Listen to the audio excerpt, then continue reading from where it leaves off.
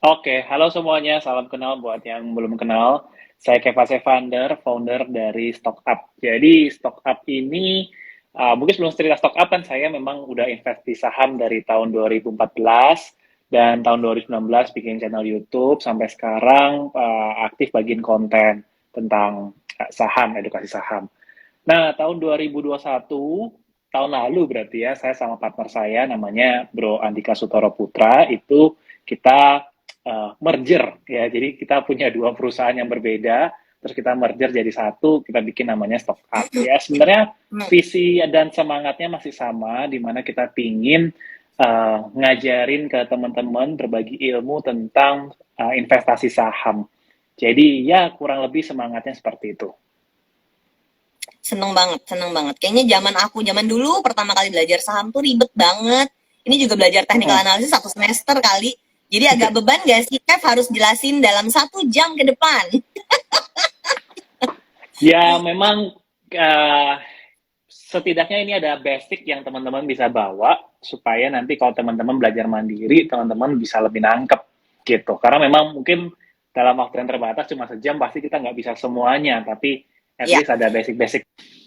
jadi kita ngingetin nih Sobat Kisi, jangan berhenti belajar. Yang disampaikan Kevas ini baru kayak em, permukaannya aja, karena kita cuma punya waktu 1 jam, tapi tentu saja berarti belajar itu jangan sekali aja, belajar itu terus menerus. Jadi kamu nanti bisa follow terus di Korea Investment, ngikutin juga Kevas di Stock Up Indonesia, jadi kamu bisa belajar terus. Oke Kev, mari kita mulai.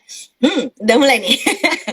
Apa sih definisinya technical analysis sama fundamental analysis? Karena ini adalah dua analisis yang sering dipakai saat kita mau memilih-milih saham. Oke, jadi basically Definisi dulu, mungkin Kev. Itu definisi dulu. definisi dulu ya. Jadi uh, semua pingin cuan dari saham ya. Jadi ada dua analisa yang memang familiar, yaitu fundamental dulu deh. Dimana kalau fundamental itu kan kita beli saham itu kan sebenarnya ada perusahaan di baliknya.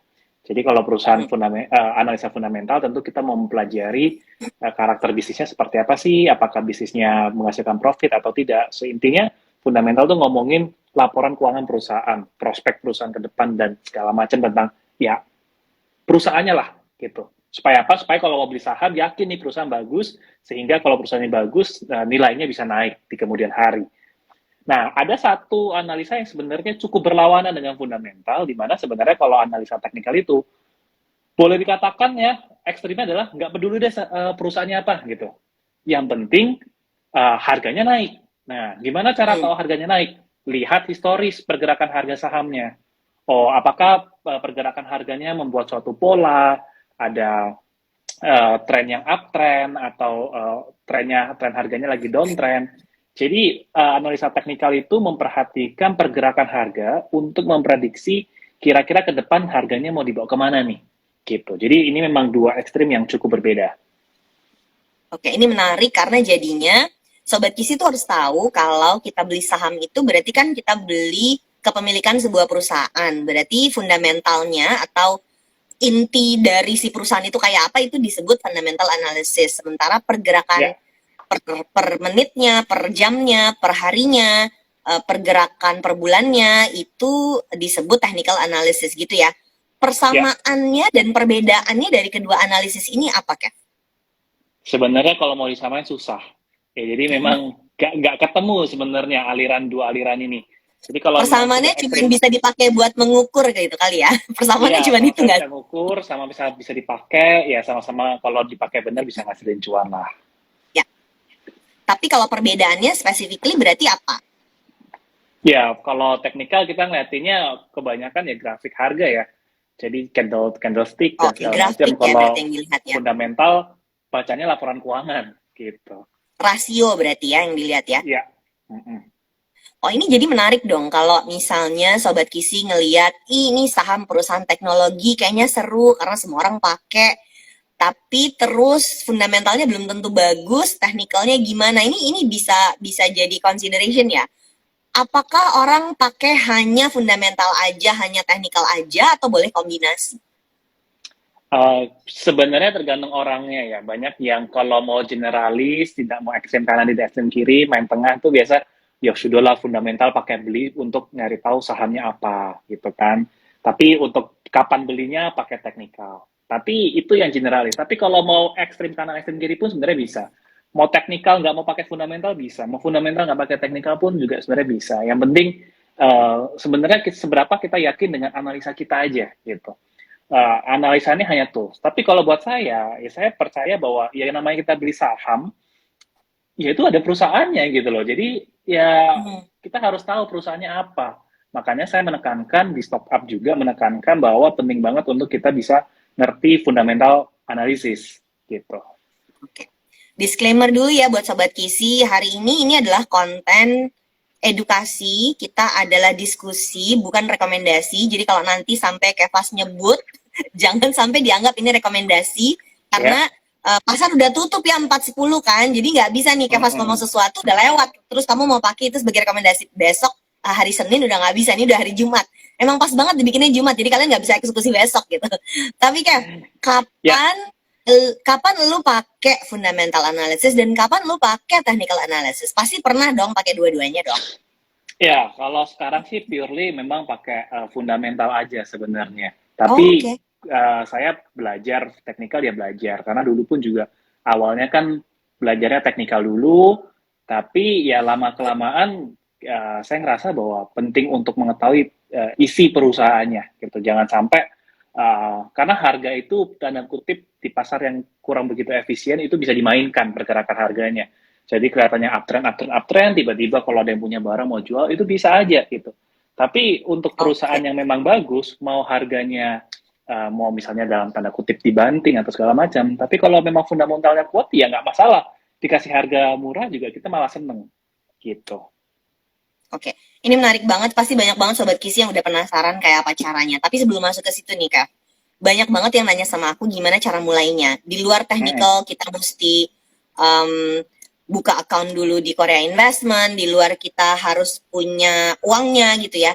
Tapi untuk bisa pakai fundamental analysis, menurut lo orang perlu punya sejumlah uang untuk bikin portofolio dulu nggak sih? Karena kan sulit ya kalau mau membedah dulu sebuah perusahaan fundamentalnya kayak apa, tapi cuma punya duit 1 juta yang kebeli apa gitu loh. Menurut lo gimana? Ini komentar dulu deh, karena aku tadinya berpikir kalau mau technical kayaknya uang 100.000 juga kita bisa cari ya pakai chart gitu ya, 100.000 cari yang naik gitu ya. Tapi kalau mau fundamental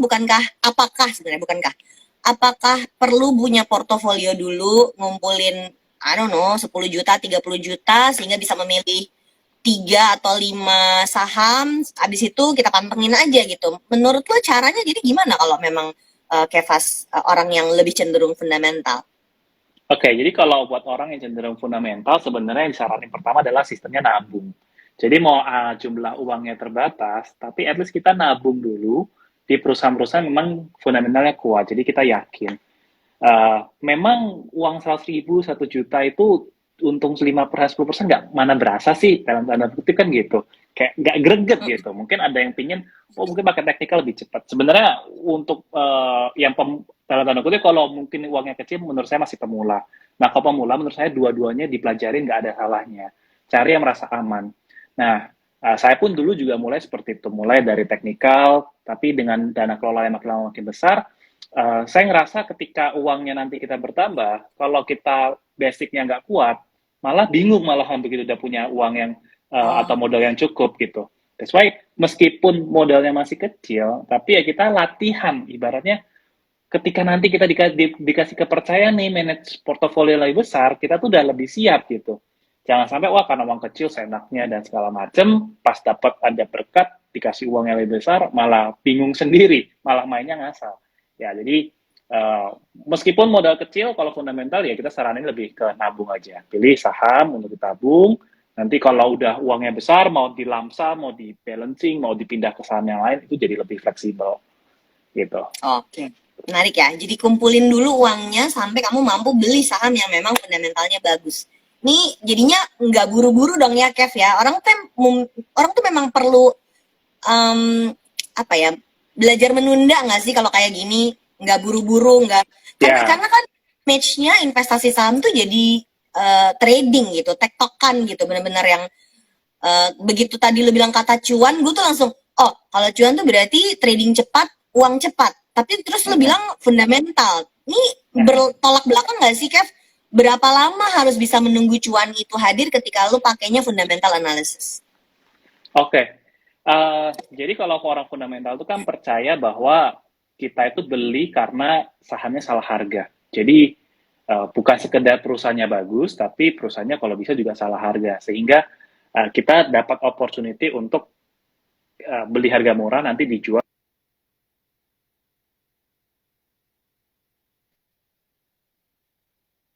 Suaramu hilang, Kev. Hilang suaranya. Kayaknya earphone-nya log out apa gimana?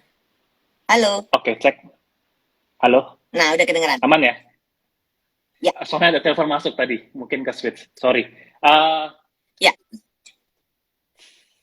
Saya mana tadi? Oke, jadi saya mana tadi ya? Si Ngeblank nih. ini tadi. Oh, salah harga. Kalau Salah kita harga. fundamental, ya. Salah harga tuh artinya dia valuasinya bagus, harganya di bawah Betul. ekspektasi gitu ya maksudnya ya? Betul.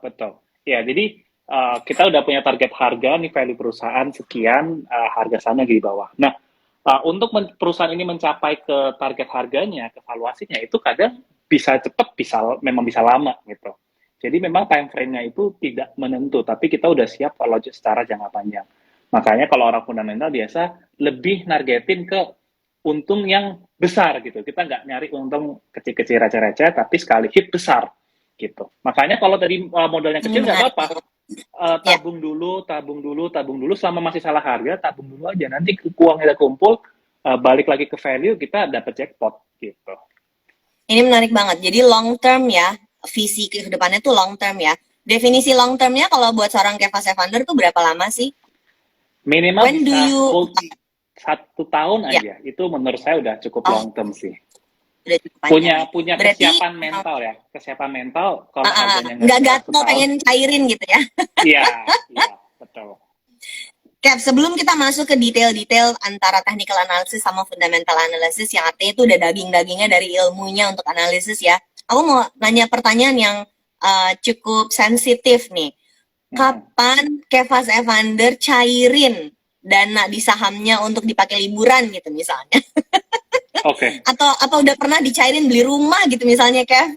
Yeah. Karena gini, at the end of the day investasi kita tuh kan harus bermanfaat buat hidup kita ya gitu. Apakah lu udah melakukan itu atau belum, Mbak Wina, karena memang masih long term mau dipakainya atau value-nya belum sesuai yang ekspektasi? Menurut Kev gimana?